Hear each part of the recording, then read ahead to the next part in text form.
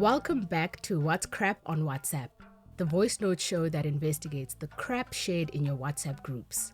Are you ready for the first episode of 2023? I'm Andisua May from podcasting company Volume. And I'm Taryn Curry from Africa Check, the continent's leading fact-checking organization. Today we're fact-checking for viral claims. Is it true that only 6% of the African population is vaccinated against COVID-19? Do climate activists and the World Economic Forum want to slaughter your pets? Does this photo show a well-known port in Durban that has in 2022 become filled with litter? And are these giveaways on Koop en Verkoop Facebook groups genuine?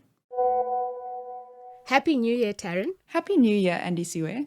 What's on our list for the first claim of 2023? It's a claim that the COVID-19 vaccination rate in Africa is as low as 6% and that the virus has practically disappeared on the continent. Scientists baffled, it adds. Interesting. An October 2022 peer-reviewed article in The Lancet, a medical journal, does say vaccine uptake on the continent is low, but the vaccination rate is not as low as 6%. Only 7 countries in Africa have recorded COVID vaccination rates of above 40% for their population. But the World Health Organization, WHO, reports that by March 2022, the continent had fully vaccinated 15% of its adult population. And by July 2022, the figure had increased to 21.1%. And what about the claim that the COVID virus has disappeared from Africa? The WHO Coronavirus Situation Dashboard publishes official daily counts of COVID cases worldwide. The count on 4 January 2023 stood at just over 650 million confirmed cases. As the dashboard shows, almost 9.5 million of the confirmed cases of COVID are from Africa, with new cases reported every day. The claim is crap.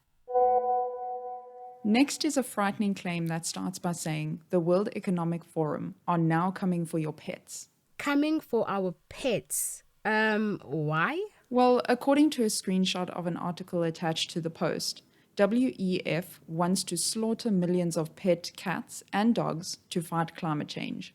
I know the WEF is often the subject of conspiracy theories, but does it really want to slaughter millions of pets in the name of climate emergency? No, of course not. The screenshot is of an article on News Punch, a website known to peddle disinformation for profit. The article reads, the World Economic Forum is now calling for millions of cats and dogs worldwide to be slaughtered in an effort to reduce the carbon footprint they produce as a result of eating meat. But it does not mention any specific WEF policy or recommendation that calls for the killing of pets to fight climate change. Instead, it's based on a recent CNN article with a far less alarming headline.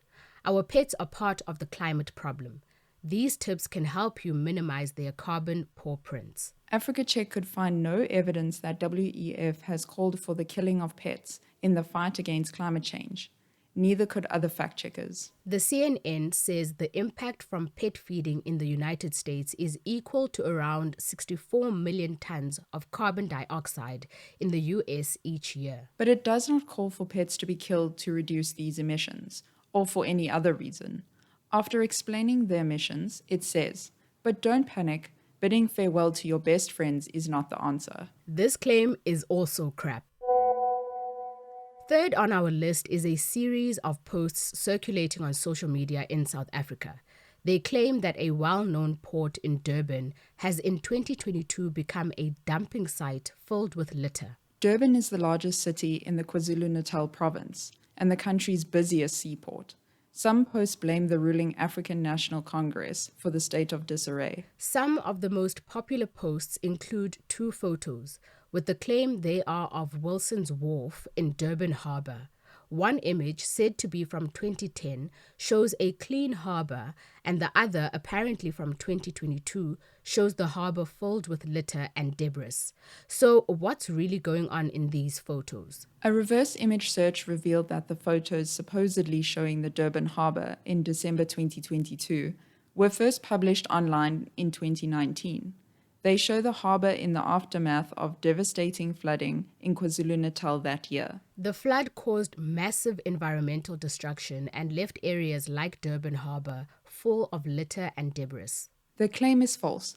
It can be easy to get swept up in sensational stories, getting a lot of attention on social media, but it's best not to share what you don't know to be true. Last up are promised giveaways with suspiciously low entry requirements that some South African Facebook users on Koop en Verkoop groups, Afrikaans for buy and sell, may have noticed. People are told that by simply commenting on posts, they can win everything from a fridge to a Toyota Hilux, an expensive utility vehicle. This sounds too good to be true. That's because it is.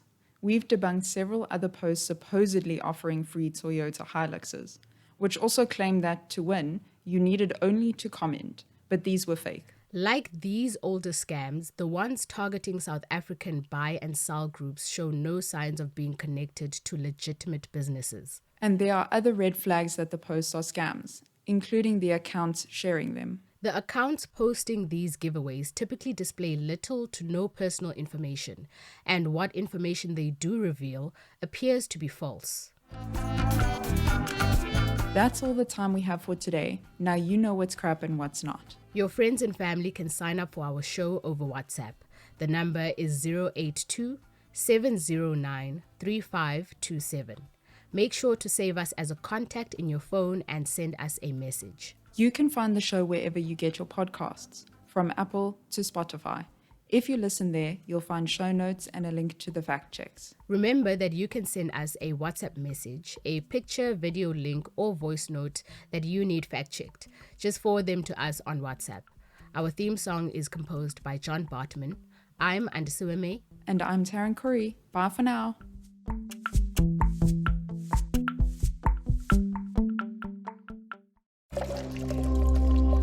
Volume.